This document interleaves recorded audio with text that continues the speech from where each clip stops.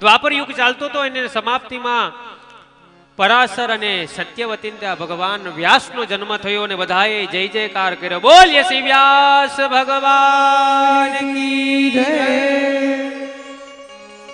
વ્યાસજીનો જન્મ થયો. જેમ જેમ વ્યાસ સમજતા થયા ને એટલે એમને એમ થયું કે આગળ કલયુગ આવશે અને કલયુગમાં તો માણસ મંદ બુદ્ધિ હશે. એ કલયુગનો માણસ છે ને એ બુદ્ધિનો ઉપયોગ બીજી જગ્યાએ કરશે. થોડું મળી જાય ને એટલે માણસ એવું વિચાર કરવા મળે કે મને કુબેરનો ખજાનો મળી ગયો છે. થોડું મળી જાય, મંદ બુદ્ધિ. જુવારના ગુણમાં ઉંદર જાય ને 2 મુઠ્ઠી જુવાર લઈ આવે, એના મુઠ્ઠીમાં કેટલા દાણા આવે? ફક્ત 4 દાણા. પણ એ ઉંદરને એવો અહેસાસ હોય કે મને કુબેરનો ખજાનો મળી ગયો છે. મન બુદ્ધિ.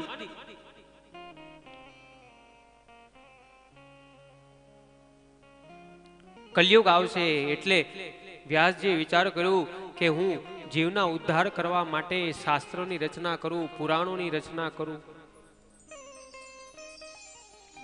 કારણ કે ખબર છે કે આ કલયુગનો માણસ છે ને ભટકી જશે. ભગવાને આપણને શું કામ મોકલા, કયા રસ્તે મોકલા અને કયા રસ્તા ઉપર આપણે ચાલીએ છીએ ને એક વખત મનથી વિચારી લેજો સાહેબ.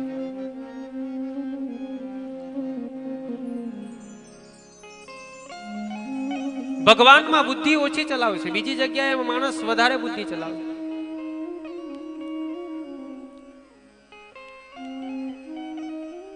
ભગવાનના કાર્યમાં જેટલી બુદ્ધિ આપણે બહાર ચલાવીએ ને એટલું ભગવાનના કાર્યમાં ચલાવશું તો ભગવાન આનંદમાં રહેશે. ભગવાન આપણા ઉપર કૃપા કરશે, ભગવાન આપણા ઉપર આશીર્વાદ આપશે. એટલે ગંગાના કિનારે ઉદાસ વ્યાસજી બેઠા હતા કે હવે શું કરું. નારદ મુનિ ત્યાંથી પસાર થયા. ઉદાસ વ્યાસજી હતા એટલે નારદ મુનિએ કહ્યું કે શું કામ તમે ઉદાસ છો? તમે તો પુરાણોની રચના કરી, વેદોની રચના કરી, છતાં તમારા મુખ ઉપર હસી નથી, તમે ઉદાસ છો.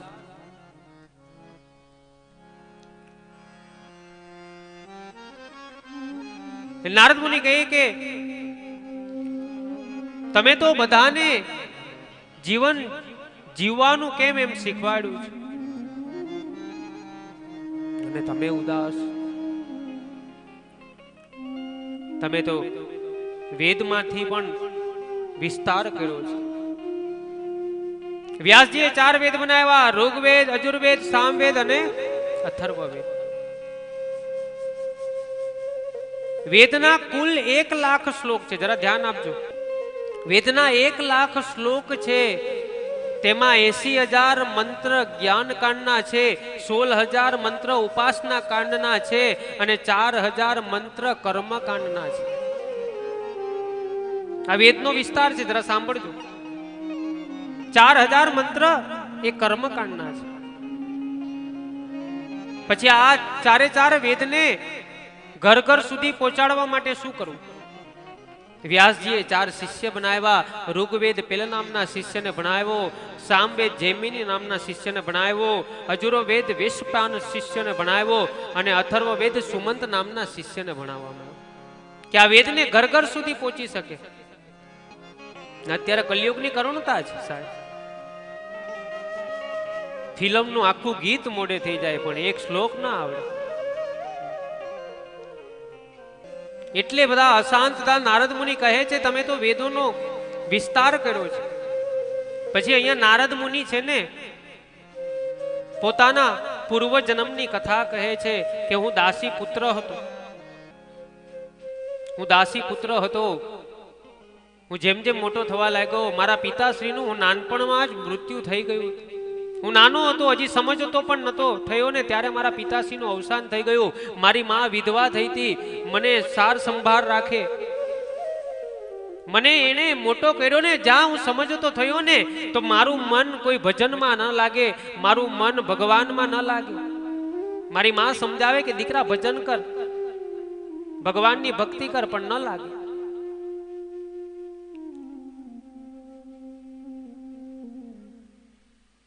એક દિવસ અમારા ગામમાં સાધુ સંતો ચાતુર્માસ કરવા આવવાના હતા, એટલે બધાએ પોતપોતાની સેવા લીધી કે હું સાધુની સેવા કરીશ, હું અમુક કહે કે હું આ સાધુની સેવા કરીશ. એમ મારા ભાગે સેવા આવી કે ચાતુર્માસ કરવા સાધુ સંત આવે ને એ ભોજન કરે ને એની જે પતરાવાળી હોય ને એ મારે ઉપાડવાની. પણ મને મન લાગે ને એ સાધુ સંતમાં શું પડી રહ્યું, છતાં મારી માએ કીધું ને એટલે એ ચાતુર્માસ કરવા માટે સાધુ સંત આવ્યા હતા ને હું ત્યાં ગયો. સત્સંગ કરે, સત્સંગ મારા હૃદયમાં ન ઉતરે. એક દિવસ ગયો, 2 દિવસ ગયો, 3 દિવસ ગયો, થોડાક દિવસ ગયો ને એટલે મને છે ને સાધુમાં રુચિ લાગવા લાગી. એમાં મારું મન પોરાઈ ગયું.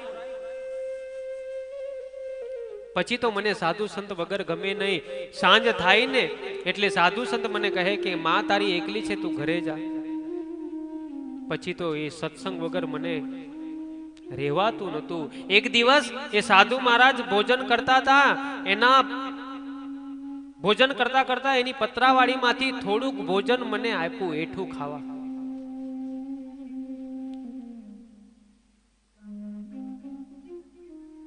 એ જા મેં એઠું ખાધું ને એ સાધુનું એઠું ખાતા જ મારા જે બુદ્ધિ હતી ને એ ભગવાન તરફ વળી ગઈ. મને જ્ઞાન થઈ ગયું. પછી તો એ સાધુને એટલી બધી સેવા કરું. પણ ચાતુર્માસ પૂરું થવા આવ્યું ને સાધુ મહારાજે એલાન કર્યું કે કાલે અમે તમારું ગામ છોડીને જતા રહેશું ને ત્યારે અમારા આંખમાંથી અશ્રુની ધારા વહેવા લાગી કે સાધુ મહારાજ જતા રહેશે તો મારું શું થશે. એક વખત તો વિચારી લીધું કે ચાલ હું પણ સાધુ સંતની સાથે જતો રહું, પણ બીજો વિચાર આવ્યો કે મારી વિધવા માં એકલી છે, એની સેવા કોણ કરશે. બસ આ સાધુનો સ્વભાવ છે. સાધુના સંગે રહ્યો ને એટલે ખબર પડી કે માં વિધવા છે, એની સેવા કરવી જોઈએ.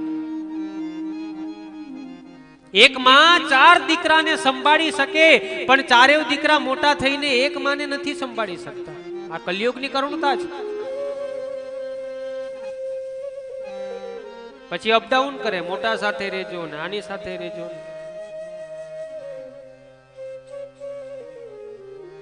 મારી માં વિધવા છે. સાધુ સંતો જતા રહ્યા, એટલી બધી મને એની યાદો આવતી હતી. પછી તો હું મારી રીતે હરિભજન કરતો હતો. એક દિવસ સાંજનો સમય હતો, મારી માં ગૌશાળામાં ગાય દોહન કરવા જતી હતી ને રસ્તામાં એક સર્પ હતો. મારી માનો પગ સર્પ ઉપર પડ્યો ને એ સર્પે મારી માને ડંસ માર્યો ને મારા માનું મૃત્યુ થયું.